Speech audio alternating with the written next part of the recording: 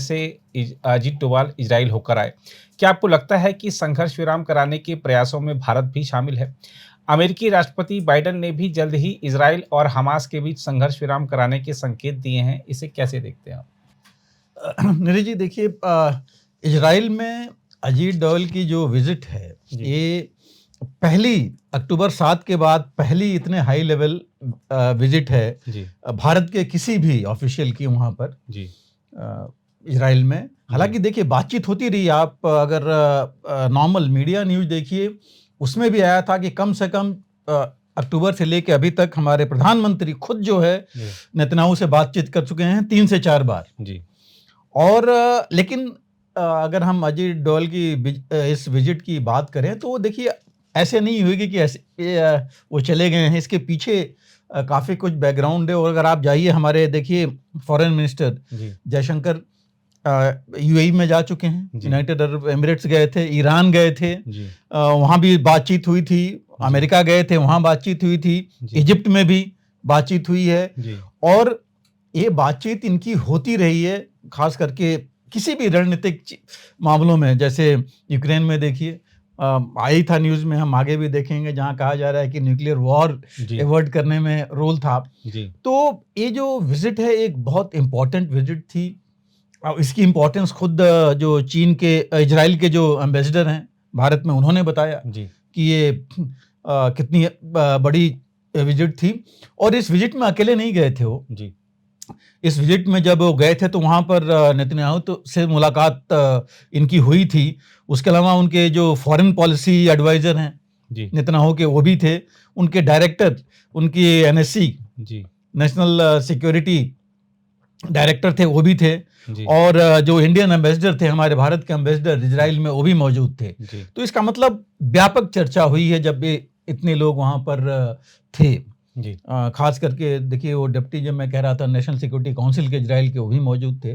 तो ये एक व्यापक चर्चा हुई है। और ये तभी हुई है जब चीज़ आगे बढ़ गई है। हालांकि जो ऑफिशियल जो बातचीत का ब्यौरा आया था, उसमें तो सिर्फ ये कहा गया था कि भाई इन्होंने हॉस्टेज रिलीज, जो कि एक्चुअली मुख्य मुद्दा है जी, बहुत बड़ा मुद्दा है, जिसके बारे में इसी की वजह से तो रुका हुआ है पूरा ट्रूस जो होना था, सीज फायर जो होना था।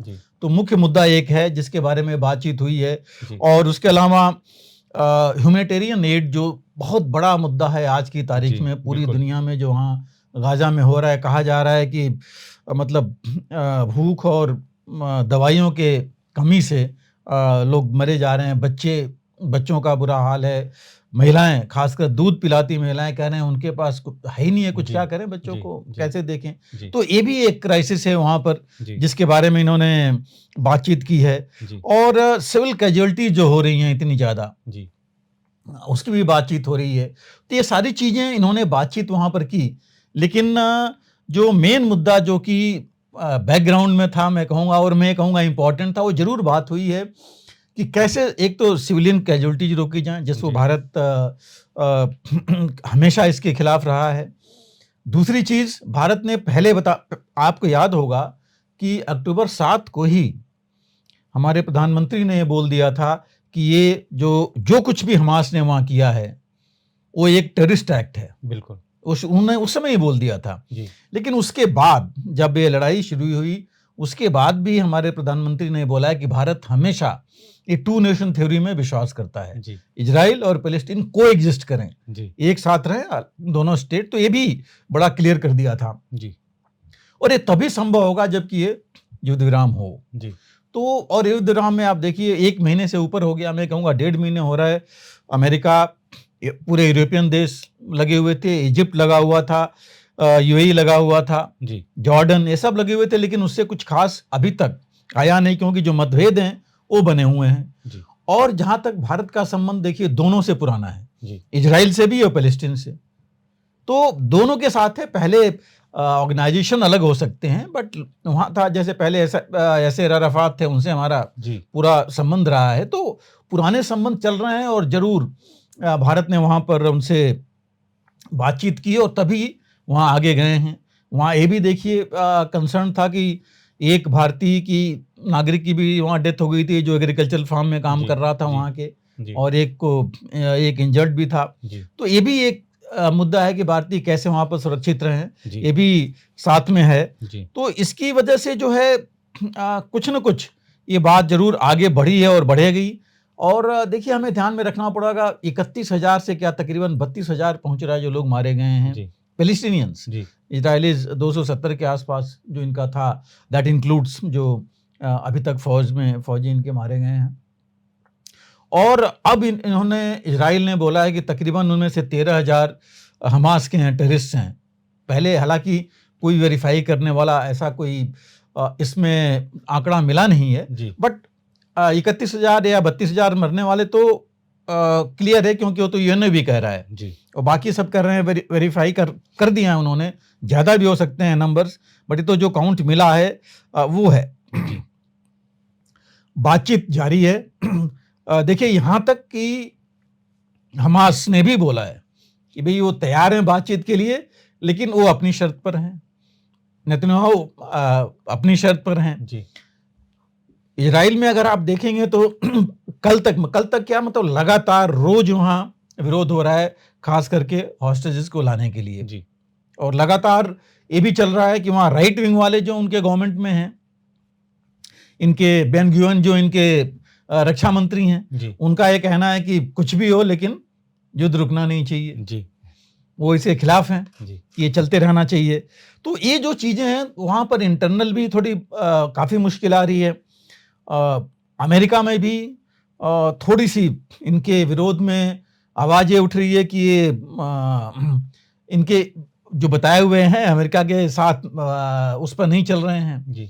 अमेरिका में भी देखिए कितने प्रदर्शन हो रहे हैं इसके खिलाफ। जी। और आप देख ही रहे हैं इलेक्शंस का वहाँ पर माहौल चल रहा है। तो ये कुछ चीज़ें हैं जो कि वहाँ पर मजबूर कर रही हैं कि भाई कोई ना कोई आकर के आगे बढ़े जी। और ये कराए इनके बीच में कि सुलह हो कुछ और मानवता की जीत हो, बजाय चाहे वो हमास या इजराइल की हम बात नहीं कर रहे हैं। जी। तो इसमें मुझे लगता है कि ये बात जरूर हुई है और ये सबको ले करके भारत आगे बढ़ा है। अमेरिका चाहे इजिप्ट और अरब कंट्रीज हों, ईरान हो, क्योंकि सबके साथ अच्छे संबंध हैं। जी। ऐसे नहीं है जैसे अमेरिका का ईरान के साथ नहीं है जी।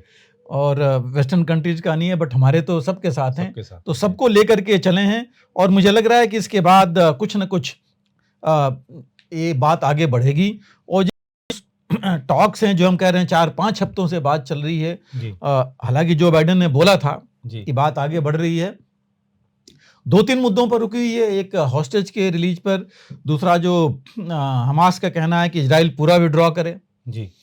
और जो गाजा का पूरा एरिया है वो गवर्नमेंट को दे, और गवर्नमेंट मतलब हमास की गवर्नमेंट हो गई क्योंकि उन्हीं की चल रही थी। तो इन मुद्दों पर कुछ चीज़ें भी चल रही हैं, क्योंकि हमास का चीफ जो हानिया ने तो साफ बोला हुआ है कि उसने तो ब्लेम किया हुआ है इजराइल को कि इजराइल की वजह से नहीं हो रहा है। वो कह रहा है हम तो बातचीत के लिए तैयार हैं।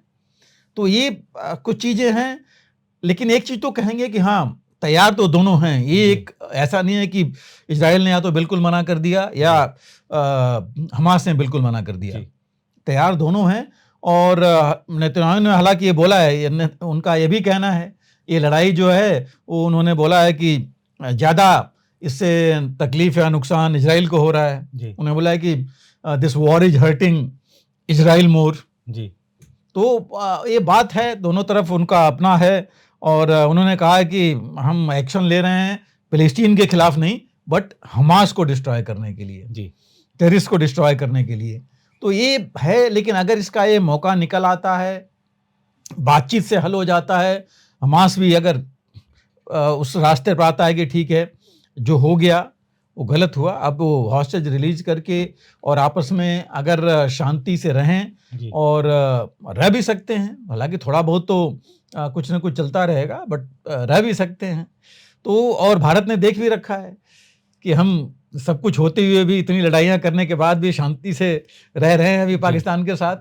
तो ये हमारा एक्सपीरियंस है, ऐसा नहीं है कि ऐसे ही भारत बोलता रहा है। तो इस वजह से थोड़ा मुझे लगता है कि ये बातचीत आगे बढ़ेगी।